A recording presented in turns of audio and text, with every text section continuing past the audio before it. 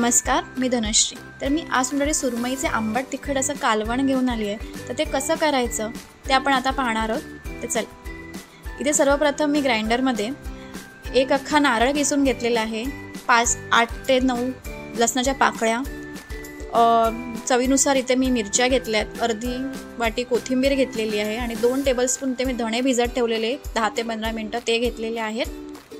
आता आपण याच्यामध्ये थोडीशी चिंच टाकणार आहोत आंबटपणाला।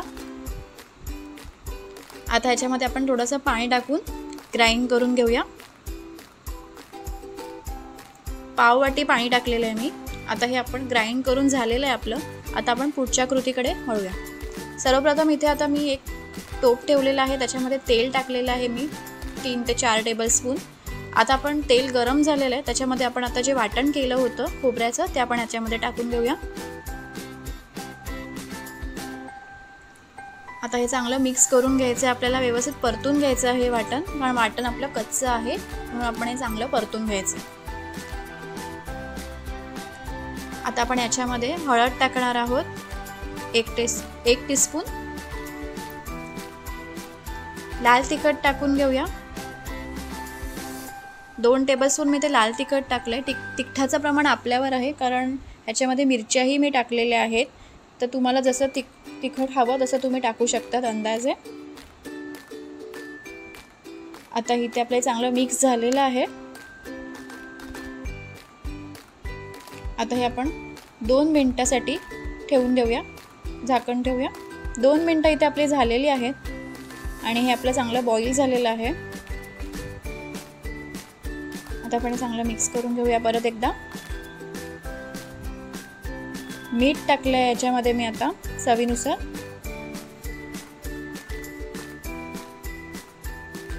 आता हे चांगलं मिक्स करून घेऊया आपण परत।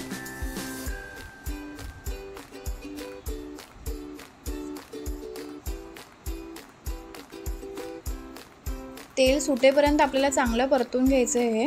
जोपर्यंत तेल सुटत नाही तोपर्यंत आपलं वाटण परतलं नाही गेलं असं समजून घ्यायचं। आता इथे मी अर्धा ग्लास पाणी टाकलेलं आहे। तुम्हाला किती पातळ हवं किती घट्ट हवं ते बघा। आता इथे आपली 2 मिनिटं झाली आहेत। आता आपण याच्यामध्ये आपली सुरमईचे तुकडे सोडून घेऊया। तुम्ही बघताय माझ्या तेलाने असं बाजूने तेल सुटलेलं आहे, जे आपलं वाटण प्रॉपर भाजलं गेलेलं आहे। आता हे चांगलं मिक्स करून घेऊया। मच्छी शिजायला जास्त वेळ लागत नाही, म्हणून वाटण चांगलं त्याच्या आधी शिजवून घ्यायचं आहे, आपल्याला बॉईल करून घ्यायचं आहे। आता आपण इथे 5 मिनिटं ठेवून देऊया झाकण ठेवून। अर्धवट झाकण ठेवायचं आहे, पूर्ण झाकण आपल्याला इथे नाही ठेवायचं। आता इथे आपली 5 मिनिटं झाली आहेत, चांगलं बॉईल झालेलं आहे आपलं कालवण। मस्त वास येतोय।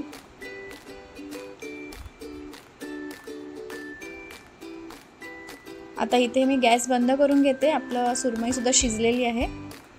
आता इथे अशा प्रकारे माझं कालवण तयार झालं आहे, सुरमईचं आंबट तिखट कालवण। तुम्हाला आवडलं असेल तर तुम्ही सुद्धा आजच तुमच्या घरी करून बघा।